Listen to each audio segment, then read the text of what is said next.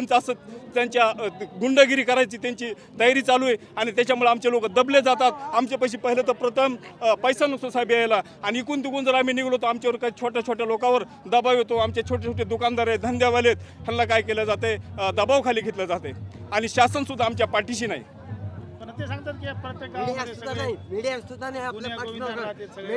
अहो ते नुसतं म्हणायचे त्यांच्या दबावाखाली आम्हाला म्हणावं लागतं आम्ही असं आहेत व्यवस्थित आहेत म्हणून. आम्ही जर म्हणायचं की आम्हाला गावात त्रास आहे तर आम्हाला गावात राहायचं मुश्किल होईल. एक तर आमचे घरं बघितलं तर गावाच्या साईडला असतात, एक तर आम्हाला गावात सुद्धा राहता येत नाही. गावाच्या कुठल्या तरी कडीला आमचं कुठेतरी 10-5 घरं असतात आणि तिथं जर आम्ही जर म्हणलो की आम्हाला व्यवस्थित नाही किंवा ह्यांचा ताप आहे तर एक तर सरकार आमच्या पाठीमागं नाही, कुठला आमदार आमच्या पाठीमागं नाही, कुठला खासदार आमच्या पाठीमागं नाही आणि आम्हाला सांगतात की बीडमध्ये जर तुम्हाला पाऊल टाकून दिला जाणार नाही. पण आम्ही ओबीसीनं ठरवलंय जीव गेला तरी हरकत नाही, पण आम्ही आजच्या सभेला पाऊल बी टाकला आणि बीडमध्ये बी आलो.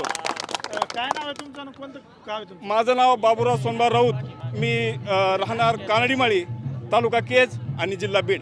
गाव कोणतं? कानडीमाळी. काय परिस्थिती बरं तुमच्या गावात? आमच्या गावामध्ये थोडा समाज तिथं माळी समाज थोडा जास्त आहे, पण आमच्या साईडनं आसपास दुसरी जी गावं आहेत साहेब त्या ठिकाणी परिस्थिती इतकी ओबीसीची बेकार आहे.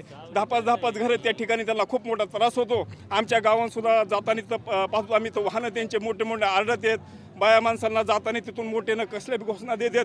खूप म्हणजे आमच्यावर अन्याय चालू आहे साहेब. परंतु हे जर अन्याय आम्ही कुठं मीडियावर बोलायला जावं तर लगेच आमचा नंबर घेतला जातो.